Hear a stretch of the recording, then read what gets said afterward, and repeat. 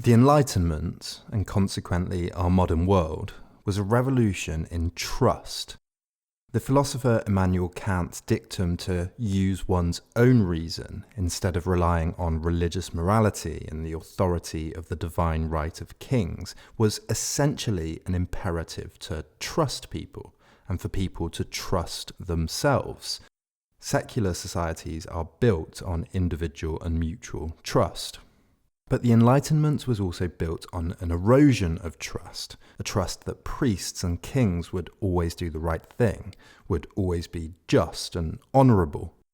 But trust is difficult to define.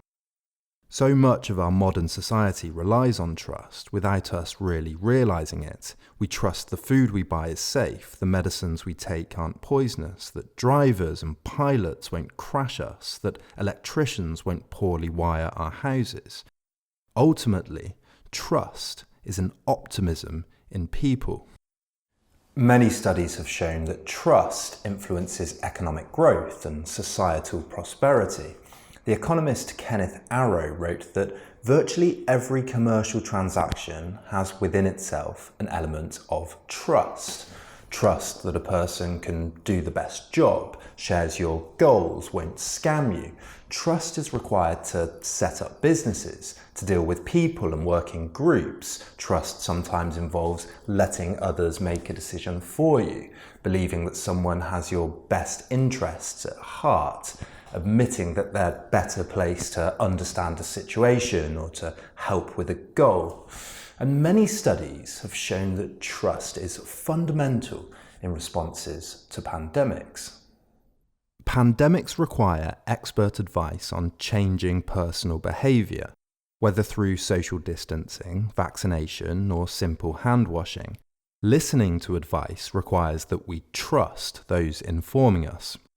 Studies carried out in Italy, the US and the Netherlands have shown that during the 2009 influenza pandemic, those who trusted the media and governments were more likely to apply the official advice. But pandemics can also foment distrust. During the Spanish flu at the end of World War I, there were widespread rumours of spies spreading the disease across enemy lines, fomenting suspicion between people. Pandemics have also led to blaming and scapegoating. The plague was blamed on foreigners, witches, Jews, the other. So our effectiveness in combating crises and pandemics are dependent on pre-existing economies of trust. But crises also disrupt the social fabric, have an effect on culture, on how we view each other and the world. The plague affected the course of world history right up to this day. It killed around half of Europe's population, but some argued it ushered in the Renaissance, changed the climate because of reforestation, and had a positive effect on wages and the position of the working class. One study shows that the Spanish flu had a dramatic effect on social trust right into the late 20th century. The US General Social Survey, an annual questionnaire that goes back to 1972, asks citizens where they or their family originate from, but also contains the following question. Generally speaking, would you say that most people can be trusted or that you can't be too careful in dealing with people? They found that descendants of those countries with a higher death rate from the Spanish flu had lower levels of trust. They found that an increase in mortality by 1 death per 1,000 decreased average trust by 1.4%. This could have been the result of many things. Economies suffer and crime goes up. People are told to stay apart from each other. Business relationships break down because of a lack of communication. Some people starved not because of a lack of food, but because healthy people were afraid to go near the sick to give it to them. In an article in The Atlantic, science journalist Ed Yong paints 2 pictures of the aftermath of COVID-19. One where figures like Trump control the narrative, blame China and the Chinese virus, puts further restrictions on borders and immigration, and chalks up a win for walls and nationalism. Mental health conditions worsen from isolation, domestic abuse and poverty. Alternatively, communal cross-border spirit could increase, trust in our neighbours could rise, and lockdowns and isolation could ironically make us more defiantly connected. Bosses allow their employees to be more flexible and work from home more, and the adequacy and accessibility of healthcare and social security could improve. The latter, though, requires trust, and trust requires optimism. Crises have often forced change through trust. India demanded independence in exchange for their support during World War II, when it was frequently argued that backward societies could not be trusted to govern themselves. Black Americans, women, and the working classes similarly could not be trusted with the vote. And after World War II, it was argued that European governments could not be trusted to successfully deal with healthcare and social security. But what really is trust? Trust requires a belief that the person you are trusting has a shared set of goals or values, that they believe in the same thing as you, and that there's a mutual understanding. It then involves believing, without conclusive proof, that they will act on what's required to further those shared goals. If 3 strangers share a house, for example, the shared goals are things like safety or security. We decide to believe that the others won't steal from us, murder us in our sleep, and will abide by some shared rules. Trust always involves a risk, but is at its core about increasing freedom. In their book Building Trust, Robert Solomon and Fernando Flores argue that trust is about opening new worlds that are impossible to step into individually, because trust creates freedom. It says, I believe you can do this for the benefit of both of us or all of us. Civil society is built on trust, individuals coming together into groups, political or social, that work together towards a common goal that makes everyone better off. Only an increase in that trust can further those gains. More trust leads to more freedom. Social cooperation, trust, and optimism are requirements of progress, which also means that social progress and trust are unintelligible without each other.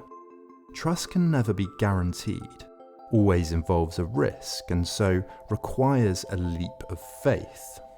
So history tells us that crises could take societies in one of 2 directions, a more distrustful one and a more trusting one.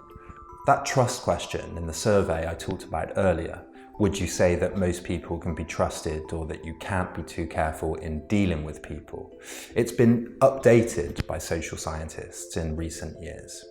One new variation asks, supposing that you lost your wallet with $200 in it, what's the likelihood of it being returned intact if found by ... followed with variations like stranger, neighbour, police?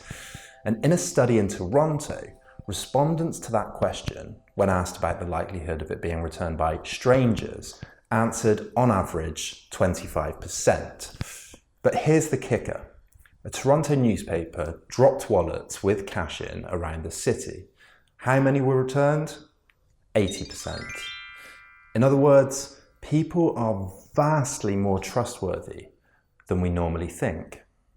And as our social lives shift and change throughout this pandemic, out of the uncertainty and the tragedy, opportunities will also arise, have arisen already.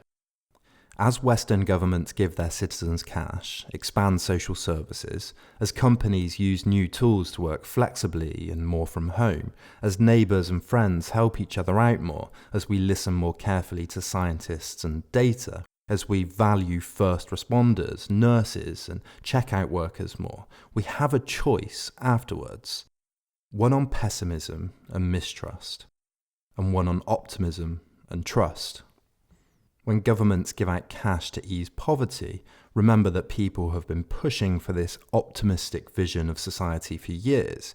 Universal basic income, according to Luke Martinelli, an economist at Bath University, is about giving people cash without question and trusting that they know how to use it in the most effective way they can. A basic income for everyone is about trusting that our economies aren't going to implode from idleness when we provide every citizen with the basic means to live, to shelter, and to eat. One study has shown that it leads to hospitalizations being reduced, employment rates staying the same, and school attendance improving too. Radical change like this requires a leap of trust. Stepping into a freer future requires optimism in people. And let me be precise here. I'm not saying that we should blindly trust. That would be foolish. A healthy skepticism is always necessary to hold the powerful to account. Just that building trust should be central to building healthy societies. When societal distrust outweighs trust, there's a significant fault line running through social and political life. This is why the virus can be read as a metaphor for wider social conditions. The more distrustful we are of experts and leaders because of problems like poverty, inequality, or corruption, the more the virus spreads between us as we ignore official advice, and the more distrustful we are of each other, the more we ignore problems like underfunded public services and poverty. Distrust is suspicious. Distrust is resentful. Distrust is paranoid. Distrust is pessimistic. Distrust is cynical. And that's why trust me, trust us, trust them are some of the most powerful statements you can utter. If you like these videos, I need your help, and here's my request. If you think you get the same value from 4 of these videos as you do from just 1 cup of coffee, then please consider pledging just $1 per video. That's $3 to $4 per month to keep this channel going. You can even limit your pledge to $1 a month, and if you pledge $5, I'll add your name to the credits. To those that already support Then and Now, thank you so much. This channel just wouldn't exist without you. You can also hit like, share, follow me on Twitter and Facebook, etc. All of these things really contribute to helping Then and Now grow. Thanks for watching, and see you next week.